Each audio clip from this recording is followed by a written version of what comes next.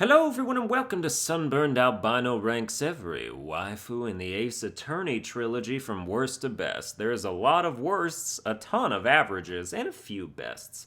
I really hope I got all the ladies because I couldn't find any sites with character lists that didn't also try really hard to spoil all the rest of the other games for me, so starting from 24 and working our way down to 1. Number 24, Pearl Faye. Skip! Number 23, Wendy Oldbag. I'd love to skip a lot of these ones too, but then this video would be incredibly boring. Wendy Oldbag is exactly what her name suggests, an old bag of saggy, dead skin who never shuts up. One of my least favorite recurring characters, although I automatically hate anyone who was annoying on the witness stand, which is pretty much every single person in this game, so sucks for me. Number 22, Morgan Fay. The root of most of Morgan's evil stems from her man problems. It ain't cool when your hubby's like, oh, you have no spiritual power? I'ma take these talentless kids and leave yo basic muggle ass. He was probably jerking it to Misty Fave the whole time they were together. Still doesn't excuse her planning 2 separate murders. Most people just handle divorce with ice cream in Lifetime movies.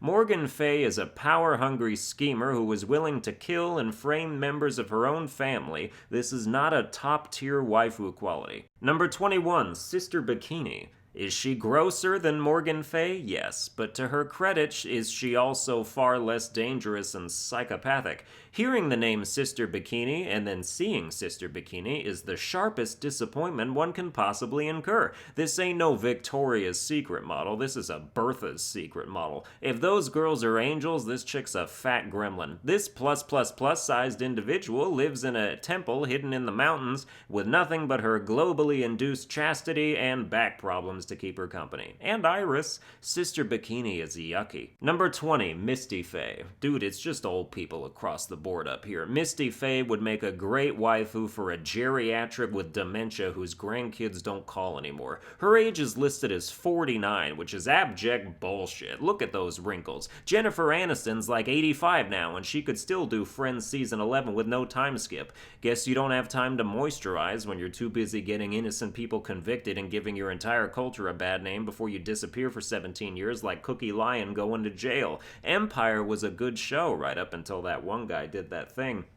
Number 19, Lota Hart. Lota Hart, more like Lotta reasons to close my eyes and ears and never open them again. Lota Hart is some white trash with no direction in life and a ginger afro just to make her super unfuckable. She goes from paranormal photographer to tabloid gossip columnist, which is like, how do you hit rock bottom and then make a lateral career move? How many rock bottoms can one person have? Lota is pure garbage with an expensive camera that I hope she never gets back from evidence. Number 18, Penny Nichols. Nerd! The Steel Samurai arc was one of my least favorite of the series because I just thought the whole concept was lame. I mean, I like anime as much as the next guy who likes anime a solid amount, but as a representation of anime, the Steel Samurai fell flat for me, so anyone who was obsessed with it got points knocked off. And given that Penny Nichols exists purely to be obsessed with it, that means she has an overall score of pretty much 0. Number 17, April May. What a harlot. April May is your first example of a cracking personality on the witness stand. She starts off as a dumb broad, and then when you sufficiently dismantle her testimony, she becomes a dumb broad who's also really mean and nasty. The only positive thing to be said about her is that her titties make you go into the options menu to thin out the background of the dialogue boxes so you can see them better. Otherwise, hell no. Number 16, Dee Vasquez. Ugh. Dee Vasquez is definitely the type of woman who has, like, young male concubines that she makes go down on her while she's still standing up. She's also a double murderer and has mob ties, so like not someone you want to come home to after a long day at work. Number 15, Eenie My Knee. Otherwise known as Mimi My Knee, Eenie My Knee is actually Mimi My Knee, and Mimi My Knee is Eenie My Knee. Eenie My Knee died in a car crash, and Mimi My Knee was badly burned, but she had Eenie My Knee's driver's license, so they reconstructed Mimi My Knee's face based on Eenie My Knee's visage. So now Mimi My Knee masquerades as Eenie My Knee and wanted revenge for Eenie My Knee's death, which was reported to be Mimi My Knee instead. Do I have that right?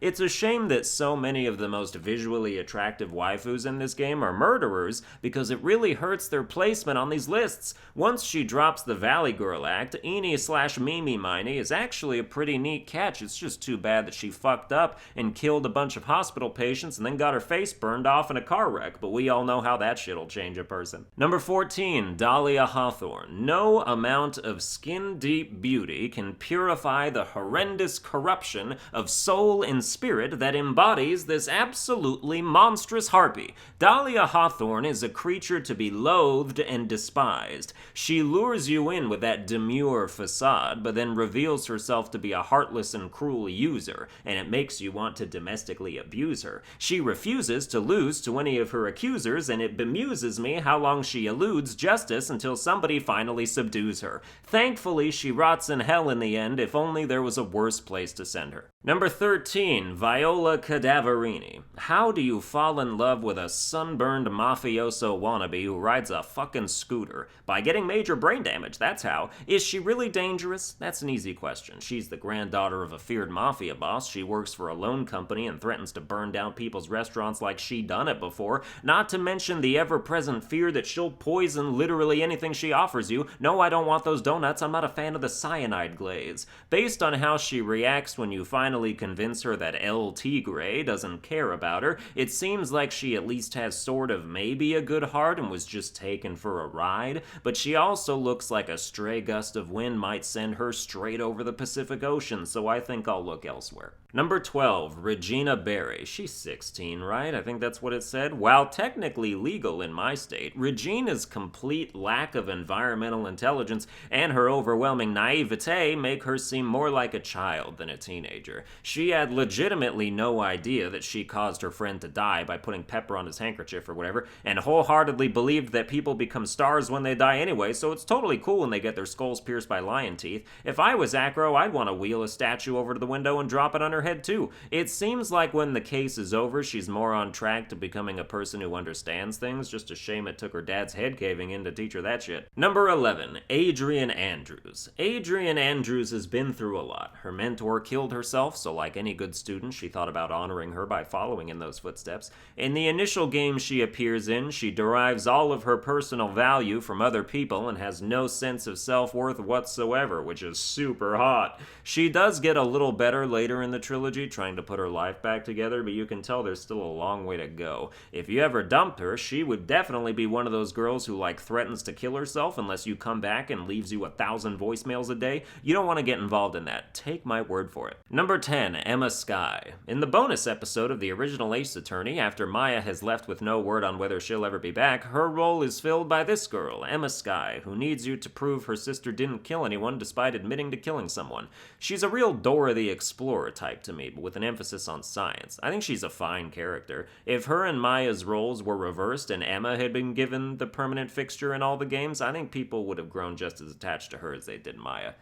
Number 9, Basil. I assume this is a human being and not a sexy robot, but either way works for me. Basil is an uber-successful CEO of a giant tech company, so you know she rollin' in it, and I don't care if my waifu makes more money than me. I'm just happy to be spoiled rotten to the core. Buy me literally everything, and I'll graciously say thank you and repay you later on in the sack. Ayo! Number 8, Angel Star. The way to a man's heart is through his aortic valve. Trying to get to it through his stomach is how you kill a man and lose a medical license. But if we're speaking metaphorically, then whatever, sure, food is good. The only problem with Angel Star is that she dates 90 people at a time, but if she puts out and that's all you're interested in, then by all means devalue yourself as a person and go for it. Number 7, Franziska von Karma. Is this high for me to put her at? With that whip, you know she likes that BDSM shit. I'm gonna wake up every morning looking like a runaway slave. I'm actually not into that, but I've also heard that women who occupy positions of constant authority and command sometimes like to be dominated in the bedroom just for a change of pace. All that aside, Franziska is someone who can come around to the good side. She has her vendettas and her brainwashing via her father that Miles Edgeworth also used to have. But towards the end of the third game, you can see that there's some positive hope and feelings in her, and she might actually become a genuinely good person one day who only whips people when they beg for it with an erection. Number 6, Mia Fey. I'm not particularly into her, but she's fine. I really don't have more to say. She's one of the only mildly attractive women in this game that isn't a psycho. That alone boosts your score way up there without hardly trying. Number 5, Maya Fave. What can you say about Maya Fave that doesn't end with you getting burgers? Maya is a perfect sidekick. She's just the right amount of supportive, annoying, quirky, caring, and tragic to really round out the narrative. Half the cases you work are either her fault, her idea, or her super unlucky predicament. The game is always steering Phoenix and Maya towards having some romantic energy between them until Iris shows up and the game's like, oh, just kidding, actually these two are meant to be. Maya's a great character though, very likable and entirely original. Number 4, Desiree Delight. I hate thieves. Turns out your husband's a thief. I hate most thieves. Ron doesn't deserve her. I think most of us can agree on that, but she doesn't deserve him either, and either of them deserve each other. Desiree is a bona fide gold digger. It's brought up many times how Ron steals to pay for her insane shopping habits. If she was my waifu, we'd have separate bank accounts with restricted access, and you can buy whatever you want with whatever you earn yourself. Leave my debit card alone. I'm gonna cut that shit up before I let you touch it. She's a bombshell, though. One of the best-looking girls in the game, but she is not as valuable as how much she costs, that's for sure. Plus, she's an adrenaline junkie. Every day you gotta worry about her killing herself by accident, which if it did happen, might leave you with a small sense of relief and solidarity with your wallet. Number 3, Maggie Bird. I just think she's cute. She's been framed for murder twice, and she still finds a way to keep going, from police officer to waitress to whatever her next gig ends up being. The world is out to get her, and she has the worst possible luck, but maybe that's because she's too busy giving all her luck away to the people who are lucky enough to know her. Aw, step aside, Gumshoe. If your wieners aren't sealing the deal, she can have mine for lunch.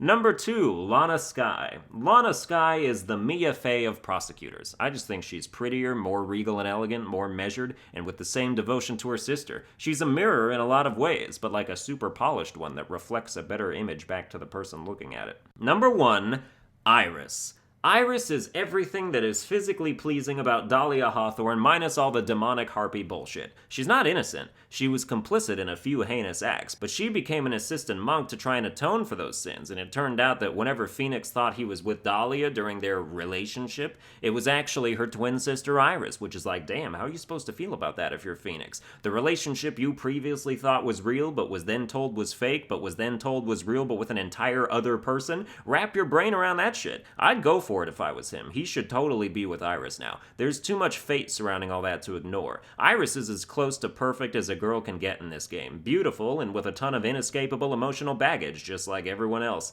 Well, that's gonna do it for this waifu ranking. I hope you enjoyed it. You can check out other waifu rankings I've done, or if you didn't watch my series, I did an entire fully voiced playthrough of each game in the Ace Attorney trilogy to critical acclaim, according to a select few people. I'm proud of it anyway. I fucking nailed some of those voices. Follow me on Twitter at Sunburned Albino, and I'll see you guys next time.